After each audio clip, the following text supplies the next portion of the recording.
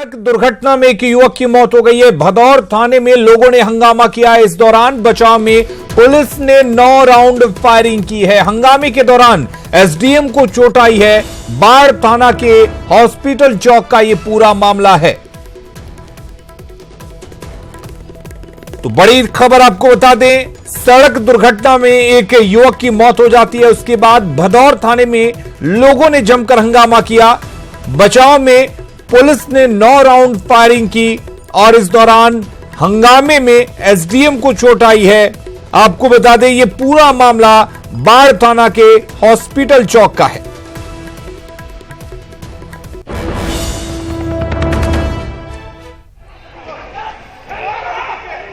तो हंगामे की यह तस्वीर आप देख सकते हैं। एक्सक्लूसिव तस्वीरें हम आपको न्यूज 18 पर दिखा रहे हैं।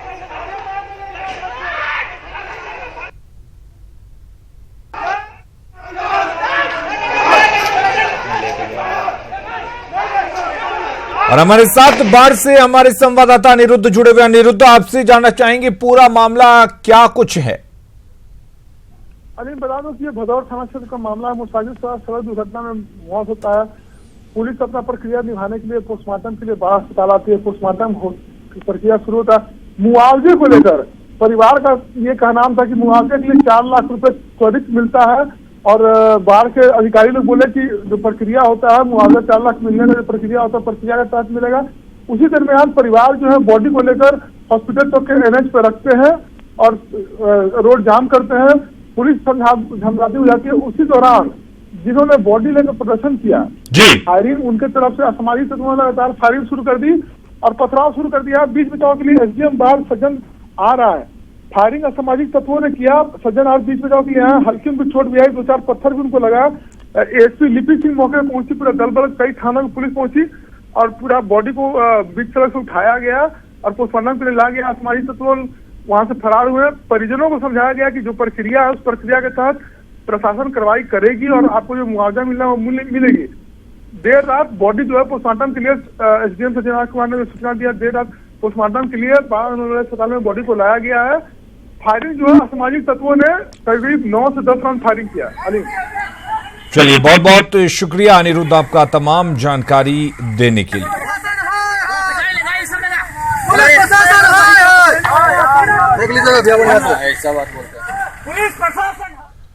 पटना यूनिवर्सिटी को केंद्रीय दर्जा देने की घोषणा और बिहार में फ्रंट फुट पर खेलकर छक्का मारने का ऐलान, राहुल के इन दोनों बयानों पर सियासी प्रतिक्रियाएं भी सामने आने लगी हैं और राहुल के ऐलानों पर सवाल भी खड़े होने लगे हैं। कांग्रेस पार्टी की सरकार आएगी, दिल्ली में आएगी, पटना यूनिवर्सिटी को सेंट्रल यूनिवर्सिटी का स्टेटस मिल जाएगा। बिहार में शक्ति प्रदर्शन करने आए कांग्रेस अध्यक्ष राहुल गांधी यूं तो मंच से कई ऐलान कर गए, कई सपने दिखा गए। इन्हीं घोषणाओं और सपनों की आड़ में उन्होंने बिहार की एनडीए सरकार को चिढ़ाने के लिए वो ऐलान कर दिया जो नीतीश कुमार की दिली तमन्ना थी और वो चाहकर भी उसे पूरा नहीं कर पाए। पूरा वाकया याद दिलाने के लिए हम आपको 2 साल पहले 2017 में हुए पटना के दीक्षांत समारोह में लिए चलते हैं, जहां सीएम ने मन से ही अपनी दिली ख्वाहिश पीएम मोदी के सामने रख दी, लेकिन पीएम ने उसे पूरा नहीं किया। और चंपारण सत्याग्रह का शताब्दी पूरा हुआ है, समारोह चल रहा है। मैं हाथ जोड़कर प्रार्थना करूंगा कि थोड़ी कृपा करिए और पटना विश्वविद्यालय को केंद्रीय विश्वविद्यालय का दर्जा प्रदान कर दीजिए। मैं समझता हूं कि आज नहीं, अगले 100 वर्ष तक भी कोई नहीं भूलेगा पटना विश्वविद्यालय का या बिहार का एक भी व्यक्ति। एक केंद्रीय यूनिवर्सिटी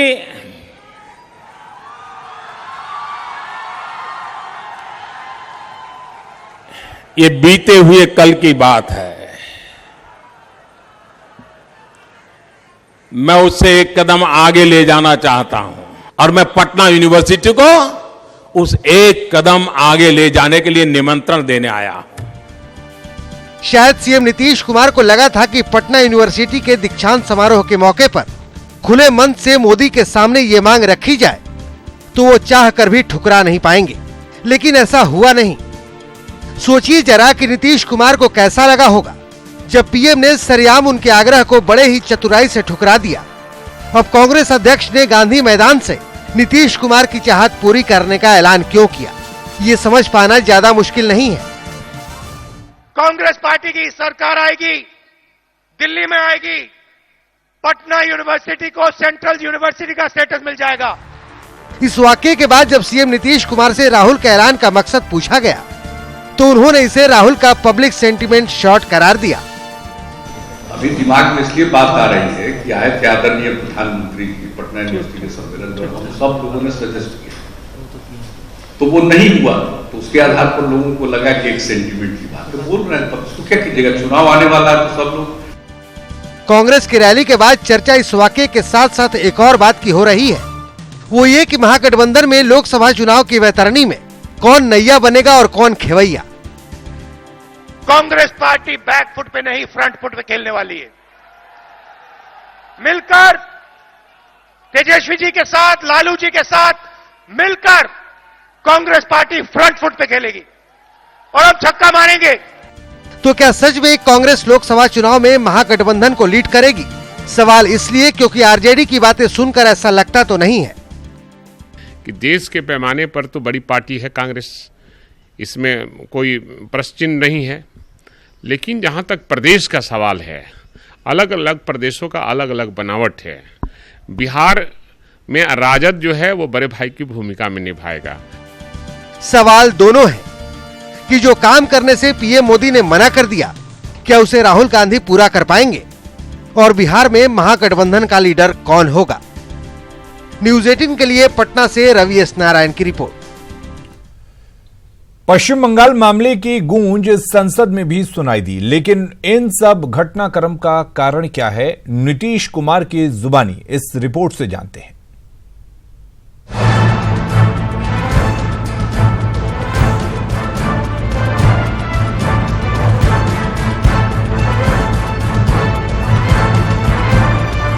आज सियासत से जुड़ी इन 3 तस्वीरों ने हलचल मचा रखी है। कोलकाता में संविधान बचाने की दुहाई देकर ममता बनर्जी अपने ही राज्य में धरने पर हैं, तो कोलकाता पुलिस कमिश्नर के खिलाफ सीबीआई सुप्रीम कोर्ट पहुंची हुई है। वहीं सीबीआई के दुरुपयोग का आरोप लगाकर विपक्ष संसद में हंगामा कर रहा है। कल कोलकाता में सीबीआई के अधिकारियों को उनको लॉफुल ड्यूटीज को करने से न केवल रोका गया, बल्कि उन्हें कोलकाता पुलिस द्वारा पुलिस थाने में डिटेन किया गया। मैं समझता हूं कि ऐसी घटना देश के इतिहास में अनप्रेसिडेंटेड। कलकत्ता के उच्च न्यायालय का आदेश है अंतरिम, उसके अंतर्गत ऐसी पूछताछ नहीं हो सकती। आप बिना उच्च न्यायालय के पास गए, बिना उससे स्पष्टीकरण ढूंढे संडे को पहुंच जाते हैं।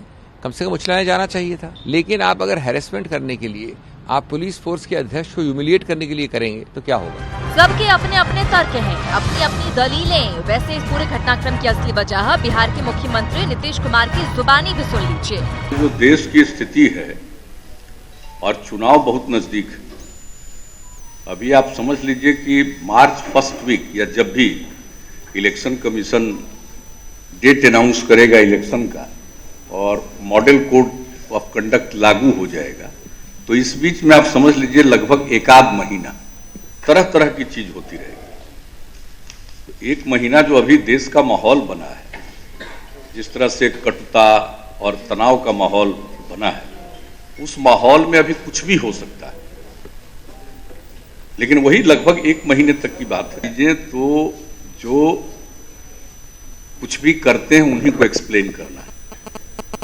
हमारी आदत नहीं है कमेंट करने की। सब लोग अपने अपने ढंग से काम करते हैं। रही है देश की चिंता है किसी को, देश की कोई चिंता है? अरे भाई चुनाव आ रहा है तो लोगों को वोट की चिंता है, देश की कोई चिंता वगैरह नहीं।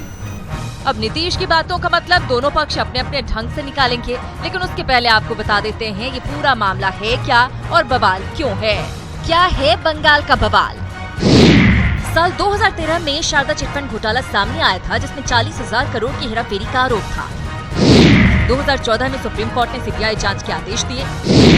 रविवार को इसी क्रम में सीबीआई कोलकाता के पुलिस कमिश्नर राजीव कुमार से पूछताछ करने पहुंची थी, लेकिन कोलकाता पुलिस ने सीबीआई को राजीव कुमार के घर के अंदर जाने से रोका। जरूरी डॉक्यूमेंट न होने का आरोप लगाकर सीबीआई सदस्यों को थाने लेकर आई और सीबीआई दफ्तर पर पुलिस ने कब्जा जमा लिया। उसके बाद ममता बनर्जी, डीजीपी और मेयर कमिश्नर के घर पहुंचे और फिर ममता बनर्जी और राजीव कुमार धरने पर बैठ गए। मतलब ये पूरा मामला मोदी की सीबीआई वर्सेस ममता की पुलिस हो गया और इसी को लेकर गोलबंदी चल रही है। विपक्ष ममता बनर्जी के साथ खड़ा है और एनडीए नेता ममता बनर्जी पर मनमानी का आरोप लगा रहे हैं। Bureau report, news 18। और मौसम चुनावी है तो कोई भी मौका नहीं छोड़ना चाहता। शायद यही वजह है कि ममता के धरने में शामिल होने तेजस्वी भी कोलकाता पहुंच गए और केंद्र की सरकार पर जमकर हमला बोला।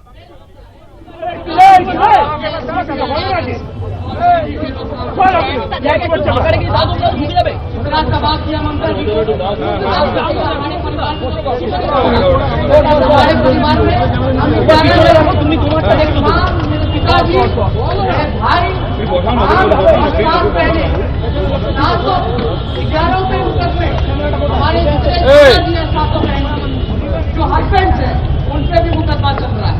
ये भी नहीं, जो मेरे सिस्टर्स के इन-लॉज हैं उन पर भी मुकदमा चल रहा है। जो सिस्टर्स के इन-लॉज के रिश्तेदार हैं उन पर भी लोगों ने मुकदमा करने का काम किया है। तो ये पूरी तरीके से मैं इस मोदी जी का जिस प्रकार से उन्होंने संविधान को मैं इसका फुटबॉल ममता जी को समर्थन करने का काम किया और आप लोग देखिएगा नहीं कहेंगे।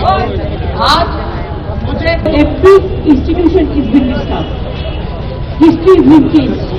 तो इसी के लिए जो इंडिया को बचाने के लिए सेव इंडिया जो हमारा स्लोगन है, save democracy, save continent, save the federal structure, save हमारा एडमिनिस्ट्रेटिव फोर्सेस।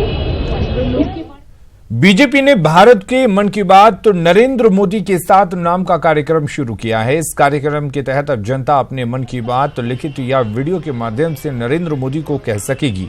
300 वीडियो रथ पूरे देश के गांव-गांव में घूमेंगे। बिहार में उप मुख्यमंत्री सुशील मोदी और बीजेपी के प्रदेश अध्यक्ष नित्यानंद राय ने 17 रथ को रवाना किया। सुशील मोदी ने कहा कि बीजेपी ने घोषणा पत्र तैयार करने की प्रक्रिया का लोकतांत्रिकरण कर दिया है। राजनीतिक दल और न ही जनता घोषणा पत्र को कभी गंभीरता से लेते थे। भारतीय जनता पार्टी ने इस बार घोषणा पत्र तैयार करने की प्रक्रिया का लोकतांत्रिकरण कर दिया है।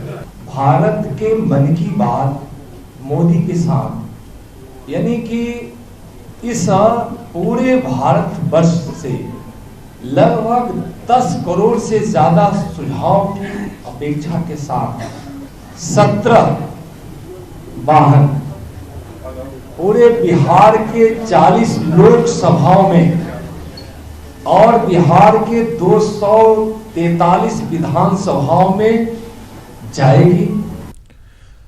बिहार विकास मिशन के तहत सीएम नीतीश कुमार ने आज कृषि रोड मैप और सुखाड़ की स्थिति की समीक्षा की है। संवाद कक्ष में आयोजित इस समीक्षा बैठक में फसलों के उत्पादन, संग्रहण, डीजल अनुदान वितरण से लेकर कृषि रोड मैप अवधि में धान, गेहूं और मक्का जैसे फसलों की स्थिति के बारे में सीएम के सामने प्रस्तुतिकरण दिया गया। प्रस्तुतिकरण देखने के बाद सीएम ने प्रधान सचिव को कई निर्देश दिए और कहा फसलों की कटिंग के लिए वास्तविक आंकड़ों को इकट्ठा करना जरूरी है।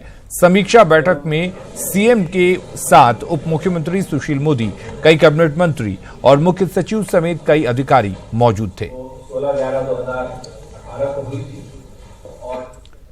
बिहार एसटीएफ ने नौबतपुर और उसके आसपास वाले इलाके में आतंक का पहचान बन चुके जटहा को गिरफ्तार कर लिया है। खगौल के रेलवे कॉलोनी से एसटीएफ ने जटहा को गिरफ्तार किया है। जटहा पर लूट, रंगदारी, हत्या जैसे लगभग 10 मामले तो केवल नौबतपुर थाना में दर्ज हैं। वहीं उसके पिता रंगदार सिंह, भाई ललित और भरत पर भी कई आपराधिक मामले दर्ज हैं। जटहा के पास से कई हथियार भी बरामद किए गए हैं। एसटीएफ ने जटहा को पटना पुलिस को सौंप दिया है।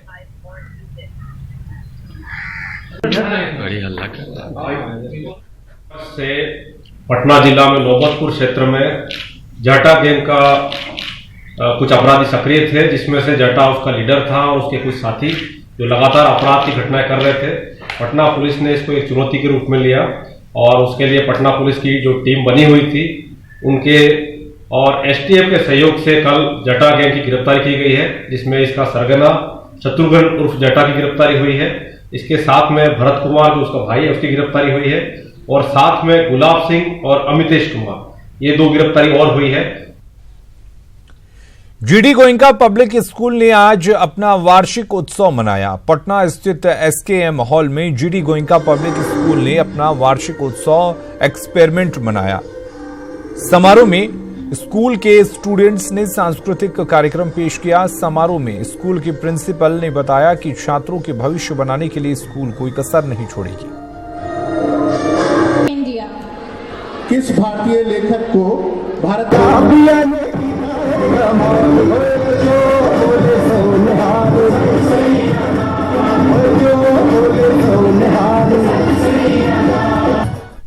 GD Goenka spectrum, it is called the colours of life, यानी बच्चों लोगों के साथ हमारा टीम मेंबर्स ने अलग अलग कलर्स के वर्ण होता है, डिफरेंट कलर्स, उसका थीम लेके 6th चौथी एनुअल डे हम सेलिब्रेट कर रहे हैं आज।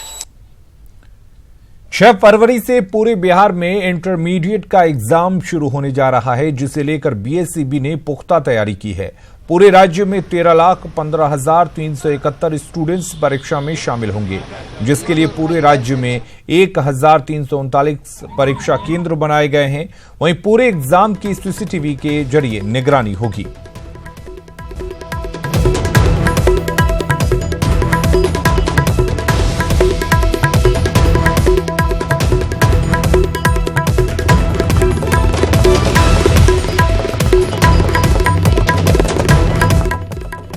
तो आपको बता दें कि 6 फरवरी से इंटर के एग्जाम शुरू हो रहे हैं। बिहार के इंटरमीडिएट के एग्जाम शुरू होने जा रहे हैं और बीएसईबी ने इसके लिए पुख्ता तैयारी की है। पूरे राज्य में 13,15,371 स्टूडेंट्स इस बार परीक्षा में शामिल हो रहे हैं और इसके लिए 339 परीक्षा केंद्र बनाए गए हैं। पूरे एग्जाम की सीसीटीवी के जरिए निगरानी भी होगी। और इस वक्त रुक करेंगे एक बड़ी खबर की। पटना से बड़ी खबर है, एसएसपी ऑफिस पहुंचे हैं अचानक डीजीपी गुप्तेश्वर पांडे। बिना सूचना के अचानक एसएसपी कार्यालय पहुंचे डीजीपी गुप्तेश्वर पांडे। एसएसपी कार्यालय में पटना पुलिस की जमकर क्लास लगाई है। लंबित पड़े आपराधिक मामलों से जुड़े फाइलों को खंगाला है। पुलिस गश्ती में तेजी लाने को लेकर भी कई आदेश दिए हैं। तो बड़ी खबर आपको बता दें, एसएसपी ऑफिस में अचानक डीजीपी गुप्तेश्वर पांडे पहुंच गए। बिना किसी सूचना के अचानक एसएसपी कार्यालय पहुंचे डीजीपी गुप्तेश्वर पांडे और इस दौरान एसएसपी कार्यालय में पटना पुलिस की जमकर क्लास लगाई। साफ उनको निर्देश दिया कि जल्द से जल्द लंबित पड़े आपराधिक मामलों को सुलझाया जाए और उन्होंने खुद भी इस तरह के आपराधिक मामलों से जुड़े कई फाइलों को खंगाला और आदेश दिया कि इस तरह के जो भी मामले लंबित पड़े हैं उन्हें सुलझाया जाए। पुलिस गश्ती में तेजी लाने को लेकर भी गुप्तेश्वर पांडे ने आदेश दिए हैं। तो अचानक पहुंचे एसएसपी ऑफिस गुप्तेश्वर पांडे। बिना किसी सूचना के एसएसपी ऑफिस पहुंच गए डीजीपी गुप्तेश्वर पांडे और इस दौरान पुलिस जो तैनात है, पटना पुलिस के जवान, पटना पुलिस के जो अधिकारी एसएसपी कार्यालय में, उनकी जमकर क्लास भी लगाई है।